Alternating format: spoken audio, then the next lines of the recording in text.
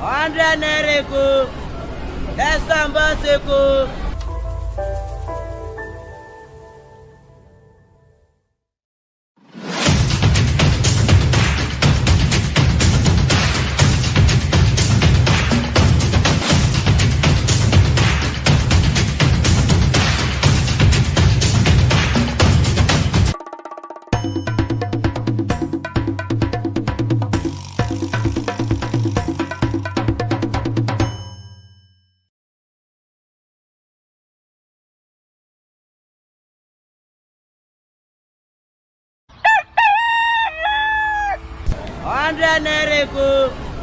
Estan bus eko.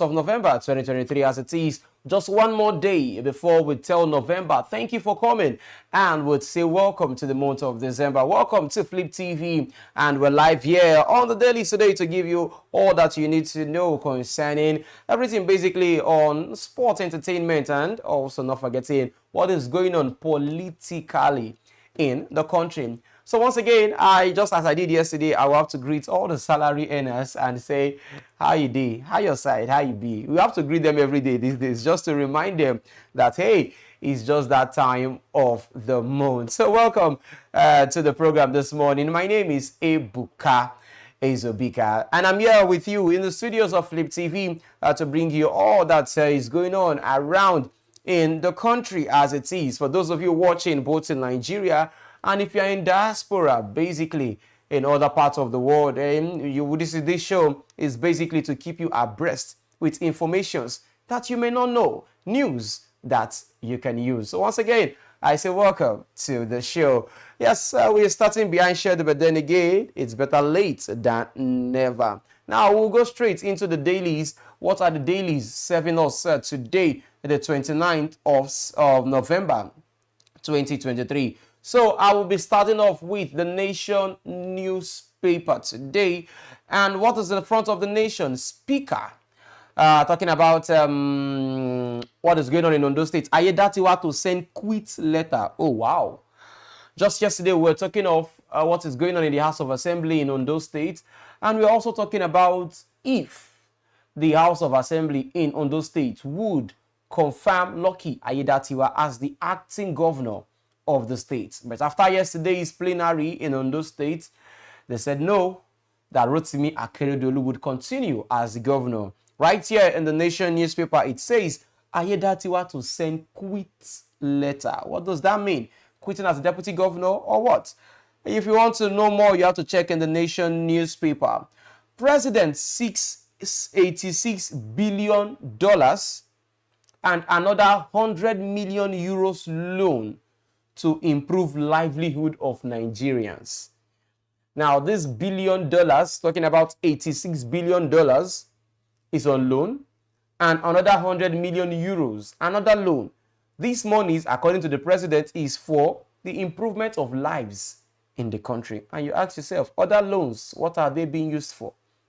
Well, the Nation newspaper serves us more in that regards. Then moving on to other stories. Emefiele yet to meet bail conditions. Back in prison. What does that mean? Our own Amy Bobo, Emefiele, Amy darling, Emefiele would spend Christmas in jail this time. Because he has not met up to the bills or the conditions for his bail conditions. Yeah, Obaseki should have consulted me on successor, says Shuaibu. This is talking about the deputy governor of Edo State. Yesterday we mentioned that he has thrown in the hat that he wants to contest as governor of Edo State. News coming around is that the governor of the state, or Godwin Obaseki, has his own personal candidate that he wants to be the governor of Edo State, not Shuaibu. Now, Shuaibu is coming out to say, bro, you should have consulted me first as your right-hand man, not going behind corners to throw tantrums and start intimidating me. That is what Godwin, Philip Shuaibu, he's saying. So, if you want to read more, You'll find that in the Nation newspaper this morning. Now let's move on to the Daily Trust newspaper. Yes, we'll check what is the Daily Trust saying this day. Tinubu seeks fresh $7.1 trillion loan. 7.1 trillion naira loan, rather. Tinubu seeks fresh. It's not Tokumbo. It's not fairly used. This is fresh. Fresh 7.1 trillion naira loan to fund agric, health, road, and water sectors. Nigerians' debt right now, ladies and gentlemen, listen to me. Nigerians' debt, meaning that the base that we are owing as a country, it's now 94 trillion naira. Wow, that is a whole lot. Rising debt profile worrisome. Must expand revenue base. This is according to experts. I said our borrowing right now, our debt is basically worrisome. Leaving our debt, let's move on. Kano election judgment disparity. Erring judicial officials should be punished. This is coming from the NJC, that's the Nigerian Judicial Council. Airlines must pay compensation for cancelled or delayed flights. Yes, it's a normal thing. It's in the book lines. It's in the law that if an airline delays or cancels your trip, right there at the airport, you should be offered refreshments. You should be given a form of compensation. Yes, it's there, but you ask yourself, how many of the airlines do this? Because we know on many occasions that our flight has been delayed, shifted, or even cancelled for the day, moved to another day, and nothing is being done about it. Right now, the federal government is saying airlines must pay compensation for cancelled or delayed flights as it is. More of those stories, you find them in the Daily Trust newspaper today. Now, let's move on now. Let's talk about another newspaper, and we're coming to the Nigerian newspaper. This Nigeria, that's the newspaper that we're looking at. Emefiele fails to meet 300 million naira bail condition. Right now, he's to remain in Kuje prison. Emefiele, we have the cookathon, we have the washathon. Right now, I think Emefiele is doing the bailathon or the jailathon because he's moving from one jail to another jail. From the EFCC to the DSS, now he's still in jail concerning this particular issue. So Emefiele still in jail. That is the issue right now on the front burners because due to so many issues that he's going through right now, he's yet to meet the bail conditions. Basically, that is just what it is. Emefiele is yet to fulfill the bail conditions. Not forgetting he was mandated to pay 300 million naira and also provide two shorties that will pay like sum, the same amount that is going to be there, that is demanded for, but still on is yet to meet up with those demands. So Emefiele is still in jail, basically. That is what the story says this morning on the front page of this Nigerian newspaper. Alleged 1.6 billion naira fraud case adjourned until January 2024. Now, the president is saying, if you look at the top right corner, it is possible to grow $1 trillion economy in 10 years. Wow, the president is saying this. How possible is it for us to grow our economy to 10 years, to $1 trillion economy with the outputs that we are bringing into the country right now, with our GDP? How is it possible for us to grow our economy to a $1 trillion economy? It remains to be seen. The president is saying that don't attempt hard drugs. I hope this message is going to somebody right here this day. Don't attempt hard drugs. Yes, it's there. It is difficult to stop. This is coming from a survivor. Yes, a suicide survivor that survived hard drugs. He's telling you and me, do not attempt hard drugs. Appeal Court affirms Fubara's as Rivers governor, sacks Bauchi's deputy speaker. More of that you find in this Nigeria today. Now let's move on to other newspapers that is here, right here. I'm moving right now to the Nigerian News Direct. The Nigerian News Direct today, Tinubu seeks National Assembly approval for fresh $8.7 billion and 100 million euros loan. the rider there, to defend 2024 budget, borrowing plan at joint plenary. Governor Dapo Abiodun rewards TASWOI graduating students with 2 million naira cash gifts. Then you ask yourself, why are people not going for the Big Brother Nigeria show? Because if you are the best graduating student in your school and you're giving just 2 million naira, then your guess is as good as mine. 226 crude oil theft incident recorded in 1 week. Again, stock market closes on the negative with 164.7 billion naira loss. Welcome to Nigeria, ladies and gentlemen. We are in this together. All right. To the Tribune we go. Let's flip on to the Nigerian Tribune newspaper. Ayedatiwa, Ondo Speaker reveals details of deal brokered by Tinubu. If you want to get more details concerning the deal brokered by the president, you check more in the Nigerian Tribune newspaper. Highlights how Deputy Governor will sign undated resignation letter to be submitted to the president. Says he remains Ondo Deputy Governor. Impeachment proceedings hailed. Take actions. Forestall further crisis over Akeredolu's absence. Ondo indigenes, writes the Chief Justice of Ondo. It's getting hotter and hot in Ondo State. Ekiti government sues Chef Dami's pastor, demands 10 million naira damages. Robert Chef Dami, the chef that at a point was part of the cookathon to break Hilda Bassi's record. She did that, and she had a popular dance step there that trended everywhere on social media. They call it the Chef Dami's dance. Now, I think she'll be dancing that same dance step right now because the government of her state is now suing the pastor who she alleged was after her. Right now, the government is suing the pastor of Chef Dami and also suing him for damages up to the amount of 10 million naira. That case is a case that we have to keep track on. Minister of Power is saying something. He's saying he's going to prioritize metering, distribution, transmission, and infrastructure. So these are coming from the Minister of Power right here in the country. More of the story you find them in the Nigerian Tribune newspaper. And lastly, this morning on the dailies, the Guardian newspaper, we go after $3 billion crude deal. Adesina warns against resource-backed debts. Wow. If you want to know the Adesina that we're talking about, you have to check through the Guardian newspaper. But you can still see, basically, there's a hint of the Adesina we're talking about here from the pictures in the front page of the Guardian newspaper.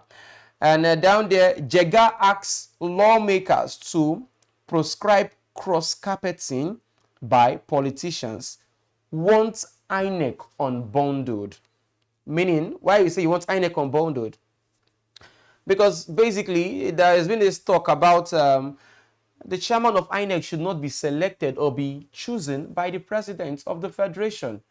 INEC, as the name implies, Independent National Electoral Commission, meaning it should be independent, not that the president would have to handpick who the next INEC chairman would be. So, Professor Tairu Jega, who we known already as one of the former chairmen of INEC, he's saying that INEC should be unbundled and let to work independently. You'll find that in the Guardian newspaper. Appeal Court affirms Fubara as Rivers governor, dismisses Tonye Cole and others suits.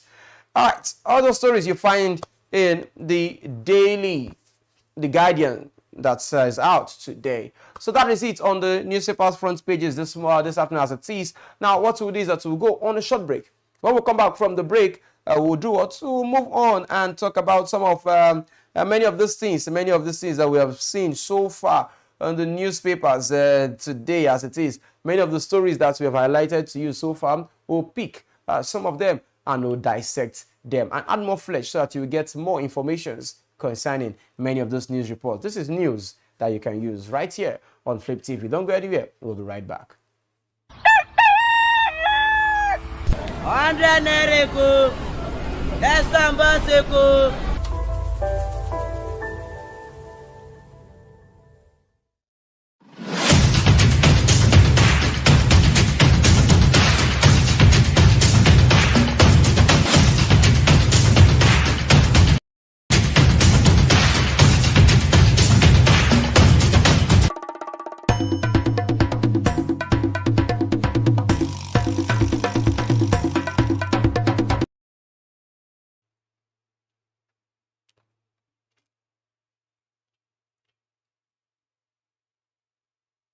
Oh, yeah, welcome back. Thank you so much for staying tuned right here on Flip TV. My name is Ebuka, and I've taken you all through the front pages as it is, things that are happening that are trending basically in the newspapers. So right now we'll go into some of the talking points that we have that I've selected from many of the things, the news items that we have given. But before that, let me just give you or serve you this breaking news coming in.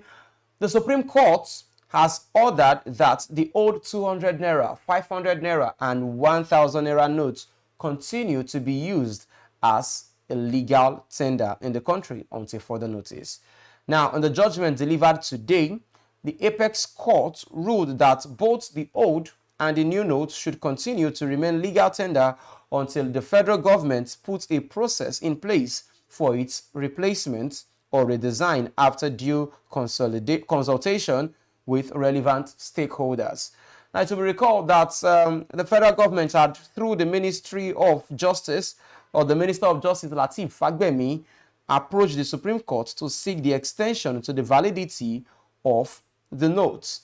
They were initially scheduled to be phased out on the 31st of December 2023. So this is the news coming in right now as it is. So officially, we know that backed by the Supreme Court, all notes remains legal tender until the federal government finds a permanent solution to the problem. So for you all that still have the old 200 naira, 500 naira, and the 1000 naira notes, please feel free to spend your money. All right, now let's move on to some of the basic talks from the newspapers this morning. Let's move on to the $1 trillion issue and the $1 trillion economy possible for Nigeria, according to the president, Bola Ahmed Tinubu. So now, President Bola Tinubu says he is confident that his administration's renewed hope agenda can build a $1 trillion economy within the next decade, meaning in 10 years' time. He, however, noted that this can be achieved by leveraging the nation's population and resources, with main focus on unleashing Nigeria's full economic potential, a statement made by Stanley Nkwocha, by the president's media aide.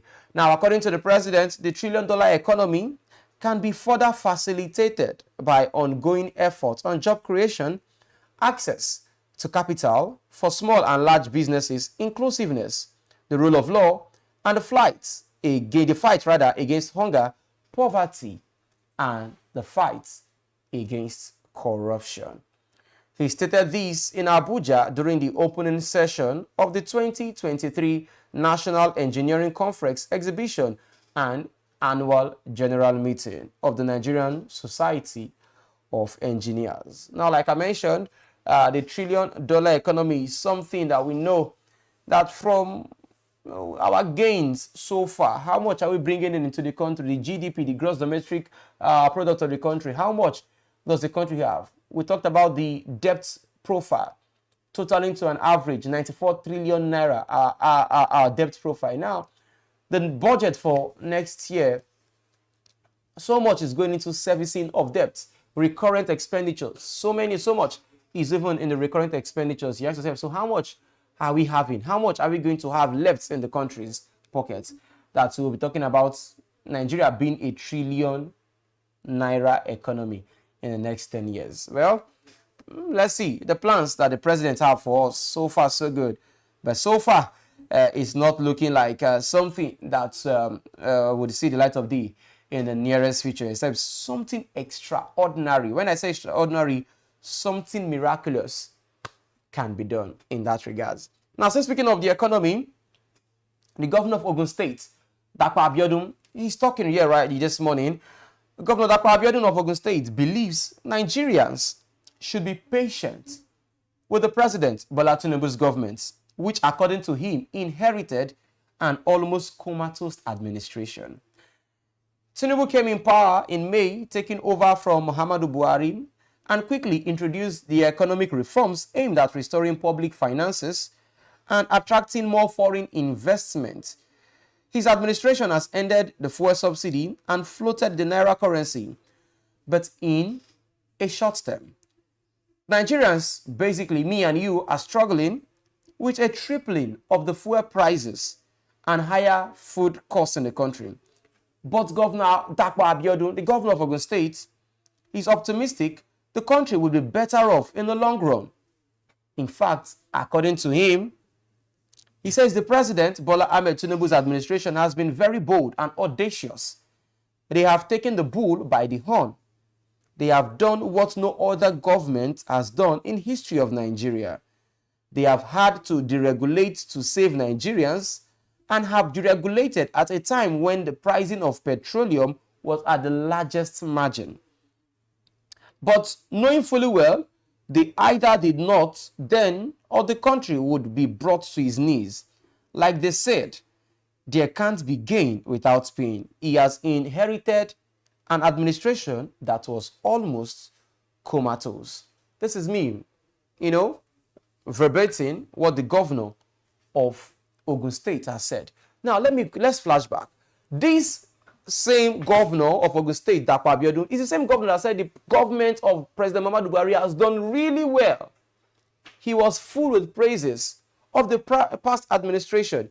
In fact, the National Security Advisor, Nuhu Ribadu, has said his own. The Minister of Works and Housing, talking about Dave Umahi, has said that the economy was almost brought to his knees. Now, these same people, we are all members of this same administration, or probably the last administration, but under the same party, under the same umbrella of the All Progressives Congress. Now, for the governor of Ogun State coming out to say these things, now, why didn't he say this when Governor, or rather President Muhammadu Buhari, was the president of Nigeria? Why is he coming out to say these things now?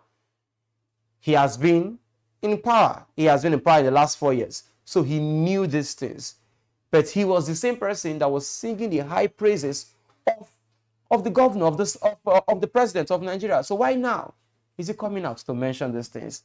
But right now he's saying, and he's letting us know, he's telling us that the president, or rather this administration, is taking over an administration that has almost crippled the economy. These are the things we say. If we see things that are wrong in the economy or things that are wrong in the society, it's better that we say these things. It's better we say these things and not right now. Everybody is saying it right now, and you're coming out to say it. In fact, if anybody has the right to say things like this, probably the PDP, the Labour Party, or the NNPP, are the ones in power right now. They should be the ones saying these things, not under the same party. It means that the party has not been doing something very well, which they should work on. Personal opinion, I'm just saying it out there just for that. Now, moving on. Emefiele, now let's talk about Godwin Emefiele, the former governor of the central bank, on his alleged 1.6 billion naira fraud case that is still lingering on his neck. The Federal Capital Territory High Court in Abuja has adjourned the alleged procurement fraud case involving ex-governor of the Central Bank of Nigeria, Godwin Emefiele. Now, the court adjourned the trial of the ex-bank chief to January 18th and 19th, 2024 for continuation of the trial. Emefiele is standing trial on a 6-count amended charge on alleged procurement of vehicles to the tune of 1.6 billion naira. Now, he had pleaded not guilty to the charges. He was granted bail on November 17, 2023 to the tune of 300 million naira and 2 sureties in like sum, and he was thereby remanded to the Kuje Correctional Center pending when he meets his bail conditions. Now, at the resumed hearing, the prosecution witness, who is a top official of the Corporate Affairs Commission, told the court that Emefiele was not the owner or a shareholder of the April 1616 Investments Limited, awarded 1.2 billion naira vehicle supply contract by the CBN under Emefiele. He was led in evidence by EFCC's lawyer Rotimi Oyedepo while tendering several documents on how the company was incorporated on August 1, 2016. Emefiele right now is yet to meet his bail conditions. He was granted bail on the condition of providing 300 million naira, sureties of like sum, and those sureties must have an house along the estates that the court is. And up until now, Emefiele is yet to, meet those bail conditions. This case has been adjourned right now to January 18th and 19th as it is. Meaning that the former governor of the Central Bank of Nigeria, Godwin Emefiele, he's still in jail. And I would like to say this out there. If we're fighting corruption in all the sense of it, or in the sense of it, I think by now, the former Minister of Aviation, Hadi Sirika, should also be questioned about some things going on in the aviation industry. Festus Keyamo came out yesterday to mention things that were not right about the aviation sector. And we knew the shenanigans that played down earlier this year or before the handover of the last administration to this present administration. Where we saw the former Minister of Aviation, Hadi Sirika, launching, in quotes, the Nigerian Air, which in outright sense does not belong to Nigeria. And a huge chunk, over 43 billion naira, was spent on that project. And up until now, Hadi Sirika has not been questioned, neither has he been invited by the corruption bodies in the country, basically as it is right now.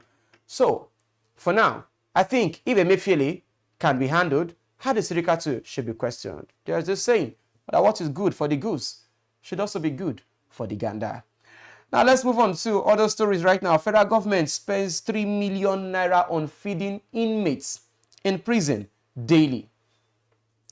There's a report from the Minister of Interior talking about Oluwabumi Tunji Ojo, who is saying that the federal government spends an average of 3 million naira per day to feed prison inmates across the country. Now you could recall that we mentioned that many of these inmates in prisons, many of them are still awaiting trial. Many of them have been sentenced to death by hanging. Many of them are still in court for their cases. So it means that if we're spending these monies daily, a huge chunk of the blame should go to the judiciary and also to the governors of these states. There have been reports out there that many of these governors are still yet to sign the death sentence of these people that have been sentenced to death. Now, since they are still in jail or they're still in prison, the federal government are still paying for their feeding. Because a huge numbers are still out there, a huge amount of them are waiting trials, a huge amount of them that have been on the death row, but still, they're still occupying our prison cells, and the government of the states or the federation has still not done anything yet, and they're still feeding and still paying for feeding them. So many things are just collecting Nigerians' welfare and monies, because if we have less number of people in prison cells, we have less amounts to feed. 3 million naira per day, if you times that by 360 days in a year, 365 basically, or 365 days in a year, or 366, then you know the amount we are spending per year to feed prison inmates in Nigeria. According to the Minister of Interior, it's not a huge, or it's not a small money. It's big per day just to feed 4,000, and many of them are still awaiting trial. These are many more of these issues we'll be looking at. Now, let's move on. Still talking about the Minister of Interior. I like the work he's doing. Talking about Minister Oluwabumi Tunji Ojo. Big kudos to him. He's working tirelessly. Now, especially in the regards of passport application. Now, the Minister of Interior, Oluwabumi Tunji Ojo, says the promised automation of the passport application process will begin in the next 1 week. Now, Tunji Ojo first gave the assurance to Nigerians in an October 4 interview. Now, according to him, he says they have done the testing and we should be going live in the next 1 week or thereabout. According to him, he says that we will ensure that Nigerians, all they need to do is just take your fingerprint. That is all. That is the way to go, basically, if you ask me. That is the basic way to go. That is all we need. At this day and age, we live in the Gen Z era, a technological era. People should not be queuing at immigration offices. In fact, there is an office talking about the Nigerian Postal Service, 9 posts, has been redundant in the last couple of years. It has gone to the point that nobody uses NIPOST anymore. Prove me wrong. When last did you use the Nigerian Postal Service to send an order to deliver things? Now, for us to put the NIPOST in use, my basic summation, my basic advice to the Minister of Interior is that once the biometrics is done, if the passports cannot be given or issued that day, the owners of the passport should just drop down their address.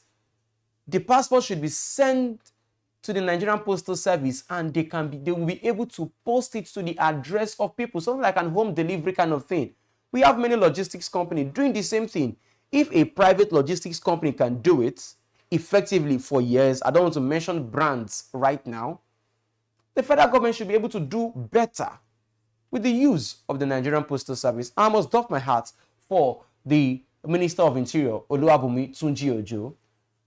Well, not castigating what the former minister has done, talking about Ogbeni Rauf Aregbesola. He has done so much in his term, but then we have so many things that he used to do, and Aregbesola didn't do so many of these things. The only thing many people know Aregbesola for doing most times, which you will agree with me, is to announce public holidays. Basically, that is all he did. Yes, he was at the point in Kuje prisons when there was a breakout in the Kuje Correctional Facility. Then we knew that, oh, part of your duty is to check on the correctional facilities in the country. But you ask yourself, how many of that did we hear? But for Oluwabunmi Tunji-Ojo, I think he has been doing very well in regards to his duty as in the ministry of Interior. Now, finally, let's come down to Lagos State. Let's talk about the government of Lagos State as it is this morning. Now, the Lagos State government says they would begin to prosecute, or the Lagos State Task Force says henceforth it would arrest and charge to the mobile court anyone found guilty of blockade of the inner streets for parties or social events. The chairman of the agency, CSP Shola Jejeloye, in a statement on Tuesday said it was selfish and inconsiderate for some people to deliberately take actions that cause discomfort to other law-abiding citizens. He condemned the way and manner some residents celebrate social activities like birthday parties, naming ceremonies on streets and roads, thereby inconveniencing other road users and constituting a nuisance in the society. Jejeloye thereby appealed to Lagos residents to stop the habit of blocking streets and roads in the name of carrying out some form of celebration to desist that from now henceforth. It's a norm in Lagos State. Once there is a naming ceremony, talking about naming ceremony, wedding ceremonies, birthday, even burial ceremonies. Yes, housewarming. There is this thing of shutting down places. You shut down the beginning of the streets so that there will be no vehicular entrance inwards or outwards your street. Once there is a Mogbomo branch, Lagosians, we are used to so many of these feferities and activities. And he's coming out right now to tell us that from now henceforth, anyone that tries any of these things, henceforth, would be charged to court. So if you are part of the people, you are doing this, or you're part of the process of you block your roads anytime there's a party, because you want your party to be the talk of the town. You want everybody to talk about, yes, man, he shuts down everywhere. Shut down Gbogbo Adugbo. Shut down Gbogbo, this one, that one. You'll be arrested. And those people that are hailing you, they will leave you. You will learn. And trust me, you will learn the hard way once the task force come on you. Now, let's leave Nigerian scene. Now, let's go on to the foreign departmental behavior of things. What's going on in the foreign lands. Now, let's talk about the death toll in Kenya. There's a flood ravaging the entire Kenya. And as I speak to you, over 120 people have been confirmed dead in Kenya right now. Now, the death toll from floods that have devastated many parts of Kenya has almost doubled to 120. Now, more than 89,000 households have also been displaced and are being sheltered in over 112 camps, basically. Now, this is coming from the top interior minister, talking about Raymond Omoliu. He mentioned this as it is. Now, the floods right now, as I speak to you, they are exacerbating the humanitarian crisis in the region, just as it emerges from the worst drought in 4 decades that left millions of people hungry. According to the minister, 4 countries in eastern Kenya, or 4 counties rather in eastern Kenya, were the worst hit, while another 10 are basically right now on high alert. So they are calling on emergency agencies from neighboring countries to please come to their aid, especially in Kenya. Now let's go right now to Israel. Now let's talk about the crisis going on in Israel. As I speak to you right now, 12 more hostages were freed on Tuesday from Gaza captivity in exchange for Palestinian prisoners under an extended truce as mediators worked for a lasting halt to the 7-week Israel and Hamas war. Now, tens of Israelis and 2 Thais were released in the Israeli Prime Minister's office said, while the army were saying that they were handed over to the Red Cross and were inside Israel territory. Israeli prison services later said a Palestinian detainees were released under the truce deal. So now there's a ceasefire basically, and there's a truce for people to be exchanged from Hamas to Palestine to Israel to Americans too. There's this swap of people going on, and the joy in my heart is finally there's a ceasefire. There is a ceasefire, and the bloodshedding, the killings, and the wounds, the injuries can for now reduce. So let's see how far. Hopefully, it will not be a ceasefire for other fires to continue later in the future. Now, let's round up the show this morning and talk about sports. Yesterday, the biggest club competition in the world went down, talking about the UEFA Champions League. And our own Nigerian international winger, the Arjen Robben of our time, basically, let me put it that way, talking about Samuel Chukwueze. Yes, finally, he scored his first goal for the Bianconeri's AC Milan.